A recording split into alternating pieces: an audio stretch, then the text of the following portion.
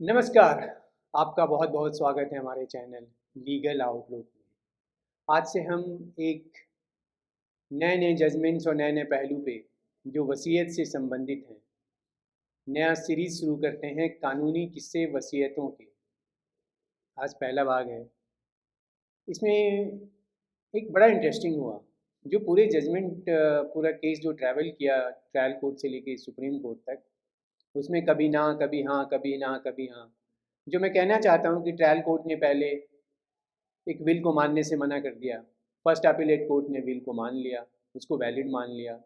High court ने फिर मना कर दिया कि नहीं, विल इनवैलिड नहीं है। और उसके बाद फिर सुप्रीम कोर्ट ने क्या किया ये हम आगे देखते हैं। जो मेन इशू था वो था एक गवाही जो जनक राज ने एक अटेस्टिंग विटनेस के तौर पे दिया, जिसमें उसने कहा कि मैंने ओरिजिनल विल को, जो ओरिजिनल विल है यहाँ पे एग्जिबिट है, उस पर मेरे सिग्नेचर हैं। और उसको पहले स्क्रीव ने, मतलब जो डॉक्यूमेंट राइटर है, उसने लिखा मेरे सामने।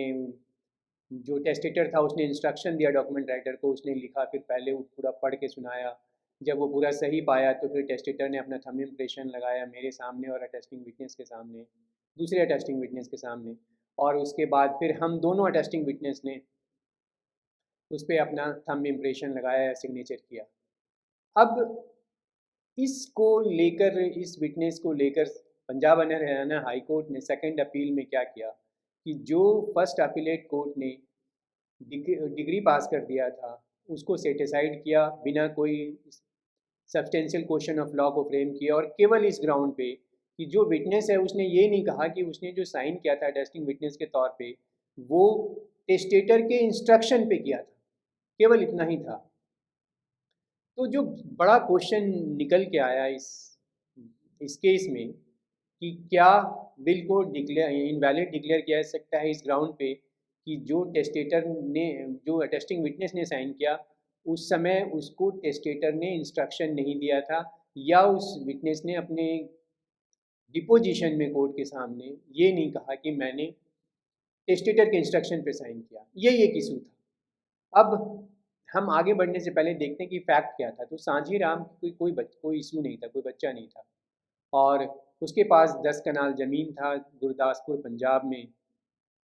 वो अपने भतीजे गोपाल किशन के साथ रहता था। 7 नवंबर 2005 को एक विल एग्जीक्यूट करता है वो अपने भतीजे गोपाल किशन के फेवर में, जिसके पास वो रहता था।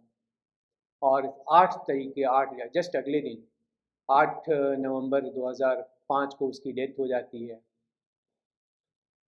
इसके बाद 30 दिन के अंदर क्या करता है गोपाल किशन की उस विल की बेसिस पर उस पूरे ज़मीन को अपने 4 बेटों में सेल डीड के ज़रिए बांट देते, मतलब दे देता है, एग्जीक्यूट करता है सेल डीड अपने बेटों के फेवर में।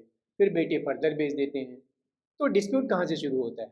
डिस्प्यूट शुरू होता है कि जो सांझी राम के दूसरे रिश्तेदार थे उन्होंने ये कहा कि विल फोर्ज्ड है, फैब्रिकेटेड है। और वो एक डिक्लेरेशन सूट फाइल करते हैं जिसमें वो क्लेम करते हैं कि उनको ऑनर डिक्लेयर किया जाए और विल को फोर्स्ड फैब्रिकेटेड डिक्लेयर किया जाए। क्योंकि उनका ये कहना था कि सांझी राम बहुत बीमार था, बुरी तरह बीमार था, और वो नहीं जा सकता था तहसील ऑफिस, और जो ये विल भी था वो अनरजिस्टर्ड विल था। ट्रायल कोर्ट सस्पिशियस सर्कमस्टांसेस को देखते हुए विल को इनवैलिड डिक्लेयर कर देते हैं, रिजेक्ट कर देते हैं विल को। अब इसी इशू पर सुप्रीम कोर्ट ने जो जजमेंट दिया वो 2 जनवरी 2025 को दिया, और जिस केस में दिया उस केस का नाम है Gopal Krishnan others versus Daulat Ram and others.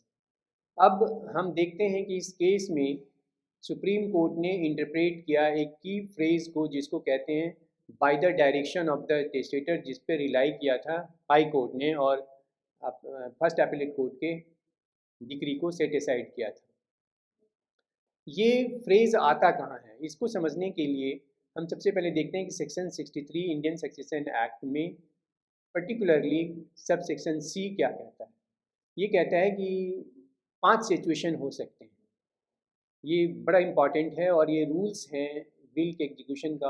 और सबसे इम्पॉर्टेंट सेक्शन मैं कहता हूँ पूरे इंडियन सक्सेशन एक्ट में, अगर विल से रिलेटेड देखा जाए तो यही मुझे लगता है चूँकि इसको प्रूव करना प्रोबेट के लिए या विल को वैलिड डिक्लेयर कराने के लिए इस प्रॉपर एग्जीक्यूशन को प्रूव करना जो सेक्शन 63 के ज़रिए है, ये ज़रूरी होता है।